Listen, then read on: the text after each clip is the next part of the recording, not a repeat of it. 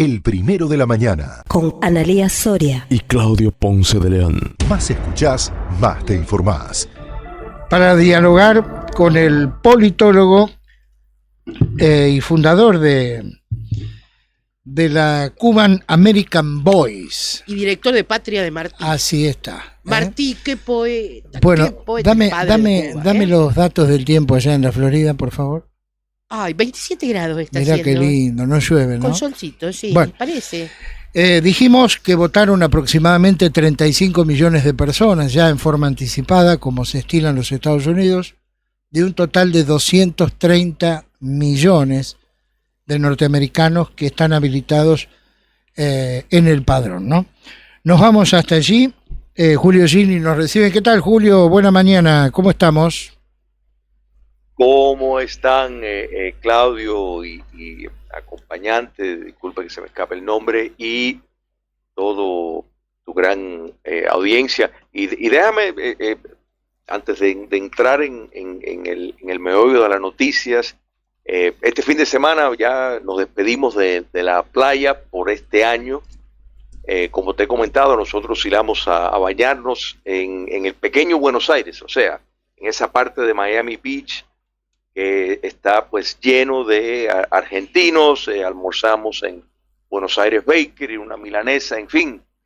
Les doy esto, ya que les digo esto para poner un contexto familiar. El día maravilloso, el agua ya para nosotros un poco más fría, aunque estaba un día hermoso, y una manera para prepararnos para esta jornada de elección que va a ser extraordinario. Y siempre me gusta recordarles que Miami es la segunda ciudad en los Estados Unidos con más argentinos, después de Los Ángeles. Así mucho que argentino, aquí, y en estos momentos deben comprar mucho también, habida cuenta de que $1 que acá adentro para muchos es barato. Correcto. Sí, no. Eso se nota el año entero. Muchos comercios argentinos, muchos inversionistas y personas que han hecho de Miami su segunda casa. Bien. Bueno, cuando sea grande me voy a dar una vuelta por ahí. Bueno, pues ahí te vas a sentir bien y te vas a acordar de mí cuando visites esa zona que realmente no solo es casa, pero es Buenos Aires, pero con mar, palmeras y un clima fuera de serie. Bien. Bueno, el mundo está expectante con la atención centralizada en los Estados Unidos. También hay otros factores de poder como Wall Street, entre otros, que también están expectantes para ver cómo se va a dar mañana la elección, esta superelección entre Kamala Harris y Donald Trump. ¿Qué podemos conocer hasta el momento en estas horas previas? Fíjate, el impulso que estamos viendo, que es lo que más se está dando peso a esta manera de pronosticar o tratar de pronosticar el resultado, es la cantidad de votantes que han emitido el voto de manera anticipada del bando republicano. O sea, que el votante republicano tiende a esperar al día de las elecciones para votar. Eso no ha sido el caso este año, han salido de una manera abrumadora, y hay que ver y entender tal vez esto un poco. Yo creo que el último reporte, por ejemplo, de los puestos laborales que se emitieron, que es el último reporte antes de las elecciones, dio como resultado 12,000 nuevos puestos laborales. Eso es algo patético. O sea, para un país del tamaño de los Estados Unidos, 12,000 nuevos puestos, casi todos puestos del gobierno. Es patético. El incremento de los sueldos en términos reales, o sea, tomando en cuenta la inflación, ha sido un promedio del 1.2%. Esto tiene un contraste con el 8.2% bajo el reloj de Donald Trump. Hay un gran descontento que va más allá de partido, de raza, de sexo. O sea, estamos viendo realmente una población que no se siente ajuste con y no está acostumbrado a todas las presiones económicas que hay en términos a los costos, a la inflación, que de nuevo no podemos solamente tomar el promedio, porque si miramos en casos particulares como la comida, que algunos artículos han subido más del 30%, la vivienda, que ha subido casi un 50%, los intereses que están para los estándares de los Estados Unidos altos, no son señales saludables, y el votante vemos una corriente dentro de la clase media, sobre todo muy energizado para traer un cambio, para volver a los Estados Unidos a el punto donde estabas. O sea, porque parecería mentira que Donald Trump dejó a los Estados Unidos como el mayor productor de energía en el mundo, y una de las primeras cosas que hizo el presidente Biden fue precisamente poner trabas a la producción de energía, de petróleo, y eso pues elevó el precio de una manera extraordinaria. Prefiere comprarle petróleo a la dictadura venezolana que producirlo en los Estados Unidos. Es una locura. Ujú. Pero yo creo que eso se va a reflejar en las urnas, y yo creo que los mercados en los Estados Unidos están anticipando realmente una gran victoria republicana, porque la respuesta, y esto ya lo ha pronunciado, de Kamala Harris, por ejemplo, para enfrentar la inflación, son controles de precios. Eso, ustedes saben bien, es una locura, solo trae escasez y no resuelve el problema del desempleo. Aquí vas a encontrar y vas a escuchar en círculos norteamericanos muchos de los argumentos que ustedes allá en Argentina han estado viendo: la circulación desmedida de dinero, la inflación, el poco atractivo para inversionistas, para empresarios que empiecen compañías, las trabas. Todo eso se ve a nivel federal y a nivel estatal en estados donde gobiernan gobernadores de extrema izquierda. California, que el estado más poblado, ha tenido una deserción extraordinaria de negocios, de personas con talentos, abandonando y mudándose para la Florida, para Texas, para estados donde hay una baja tasa de impuestos, donde hay un trato muy amigable al sector comercial, porque eso trae trabajos, eso trae empleo. La Florida, por ejemplo, no tiene una tasa, un ingreso, no tiene impuestos al ingreso estatal. Muchos estados no solo están los impuestos federales, sino los impuestos estatales, y por ejemplo en el caso de la ciudad de Nueva York, también los impuestos de la ciudad, por vivir en la ciudad de Nueva York. Entonces, realmente el capital huye hacia lugares más hóspitos para existir, y con ellos se llevan trabajos y se llevan un mejor estándar de vida. Chiglin, así que yo creo que eso... sí. Sí, yo le pido que me ayude a tratar de generar dos hipótesis, nada más, ¿no? Usted tiene mayores conocimientos y está en el lugar del epicentro de la información. El primero, ¿qué pasa con los mercados el día siguiente si gana Donald Trump? Y por lógica consecuencia, ¿qué puede pasar? Aquí le pido una manito. ¿Qué puede pasar con la Argentina en caso de triunfar Donald Trump? Mira, Donald Trump, los mercados van a reaccionar de una manera muy favorable y positiva, y la inversión de las empresas están almacenando mucho capital porque tienen, desconfianza en el actual gobierno por su capacitación de ampliar las regulaciones y de involucrar al Estado cada día más en lo más minucioso de la actividad económica del país, y la visión de Donald Trump es completamente contraria. Y hay que entender otra cosa en este esquema muy importante, Claudio, y eso es que se anticipa una victoria, o sea, una ampliación de la mayoría en la Cámara Baja y recuperar el Senado. Quiere decir que si Donald Trump y si los republicanos, mejor dicho, logran el control de ambas cámaras, la gran diferencia en esta presidencia de Donald Trump versus hace 8 años es que el Partido Republicano ha ido mucho más hacia la versión del republicanismo de Donald Trump, o sea, el republicano MAGA, y quiere decir que va a tener mucho más apoyo en el Congreso. Yo creo que el sector de inversión entiende eso y se está apuntando, no solo de manera nacional, estamos oyendo empresas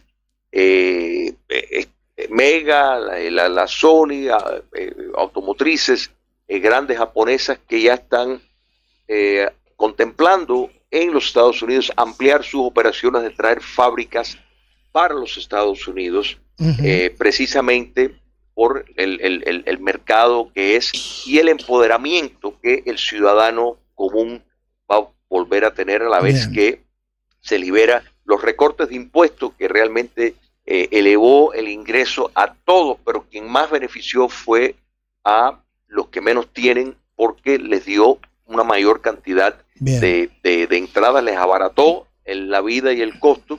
Y yo creo que en Argentina y en el presidente Milei, Donald Trump tiene una relación muy, muy estrecha, de modo de que yo creo que lo tiene como un aliado importante y necesario en el cono sur, tomando en cuenta la importancia de Argentina y la efectividad de Javier Milei. Y un punto más, Javier Milei tiene ese mismo don que tiene Donald Trump, que es una imprudencia valiente de decir, como lo dijo en el Foro Económico Mundial, hablando del ataque al socialismo, que realmente es una gran amenaza a la libertad en todo el mundo. Entonces, Trump admira eso y necesita ese tipo de aliado para poder llevar adelante el rescate de la civilización occidental, que es el gran proyecto. Así que yo creo que vamos a ver un acercamiento mucho más íntimo de lo que muchos piensan entre los dos países. En el caso de que ganen los demócratas, la presunción para adelante sería exactamente al revés de lo que usted nos viene comentando. ¿Qué pasó con Arnold Schwarzenegger? Bueno, Arnold Schwarzenegger es de el bando de los republicanos que detestan a Donald Trump. O sea, hay personas que no pueden poner a un lado estilo y sustancia. Entonces, yo creo que yo conozco muchos libertarios, por ejemplo, que tienen este problema con Milei, la verdad, y yo creo que pongo esto en contexto para que se pueda apreciar, porque hay republicanos y hay varios denominadores comunes que lo dejan claro, y eso es la visión del globalismo. Normalmente los republicanos que han abrazado la causa del globalismo, como Arnold Schwarzenegger, como el expresidente Bush, como Liz Cheney, la hija de quien fue un ministro del gobierno de Bush. O sea, este tipo de republicanos abrazan esa noción del globalismo, de extender poderes a instituciones internacionalistas que abrazan el ecosocialismo y que tienen un trasfondo del socialismo fabiano, porque esa es la esencia de todo lo que vimos en toda la represión y el autoritarismo del coronavirus y de todas estas medidas que quieren imponer una visión monolítica titulada científica, que más bien es ideológica, de lo que es lo que ellos llaman el calentamiento, el cambio climático, o sea, separan la ciencia, que podemos debatir y decir, bueno, está habiendo un cambio climático, ok, eso es científico. Ya lo que no es científico, lo que es político e ideológico, es decir que el hombre es el causante. Esa arrogancia para darle los instrumentos del poder a un grupo élite que quiere controlar la economía del mundo y su sistema social, es donde globalistas como Arnold Schwarzenegger y muchos otros pues comulgan, y ese no es el caso de Donald Trump, ese no es el caso Bien. de Javier Milei, ese no es el caso de Giorgia Meloni en Italia, y pudiéramos nombrar otros más. Entonces aquí estamos viendo dos visiones completamente diferentes y contrarias. Por último, porque hizo algo de ruido en Buenos Aires la posibilidad de que ante una hipotética nueva gestión de Donald Trump, Ucrania deje de recibir apoyo norteamericano. ¿Qué se dice de esto? Ucrania, Claudio, hay que entender, o sea, la invasión a Ucrania fue producto precisamente de la negligencia de no solo Joe Biden, sino también de Barack Obama, porque hay que recordar que fue Barack Obama quien le quitó la ayuda a Ucrania. Fue Joe Biden quien, ante un gran ejército ruso almacenándose ahí, posicionándose en la frontera con Ucrania, pues dijo públicamente que una incursión no era necesariamente una invasión. Bueno, a los pocos días los tanques de Putin invadieron a Ucrania. Entonces, ¿qué pienso de esto? Muy sencillo. El enemigo, como es claramente es el dictador Putin, como el norcoreano, como los chinos, como los iraníes, se mueven a base del pulso y el temperamento que ellos ven del adversario.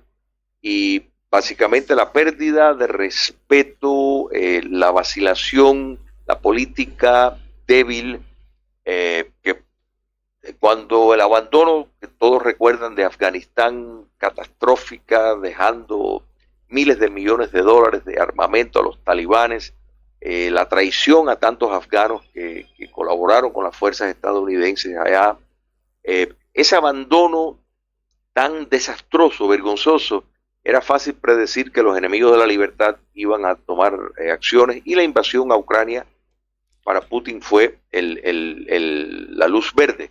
Entonces, Putin entiende que Donald Trump no juega y no es Biden, y yo creo que vamos a ver una conclusión de esa guerra que fue provocada por Putin bien rápido, igual que vamos a ver el Irán tener otra situación en el Medio Oriente, que Irán es quien básicamente avaló la invasión islámica a Israel, de modo de que vamos a ver un mayor ordenamiento de determinados valores y actitudes, que los enemigos de la libertad responden a ese tipo de actitud. Y contrario, para cerrar la idea, Claudio, a muchos de lo que personas piensan que el presidente Zelensky tiene un mejor aliado con el presidente Biden.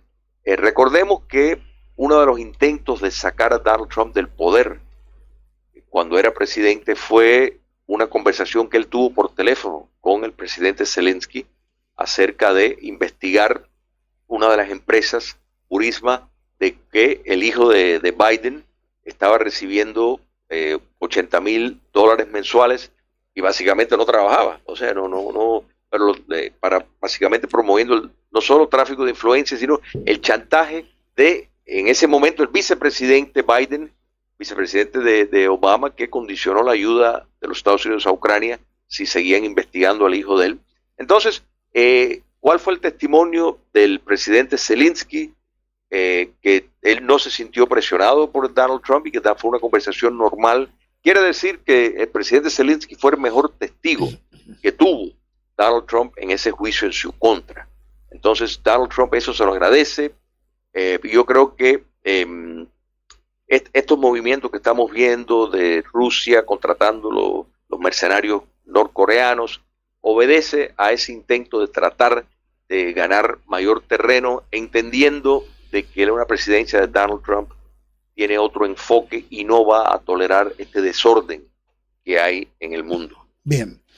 Estamos dialogando con Julio Gigli, que es politólogo, analista de la política internacional, creador de la Patria de Martí y también de la Cuban American Voice, que ha tenido la amabilidad de atendernos en un día de muchísima actividad en los Estados Unidos, porque son las horas previas a la elección de mañana. Vos sabés que conocerlo, bueno, hablar con este señor, me hizo releer a José Martí.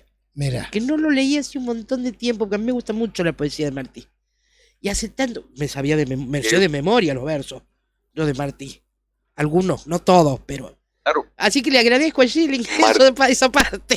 No, cómo no. Martí fue corresponsal de La Nación. Claro. En los Estados Unidos y para otros periódicos también, y realmente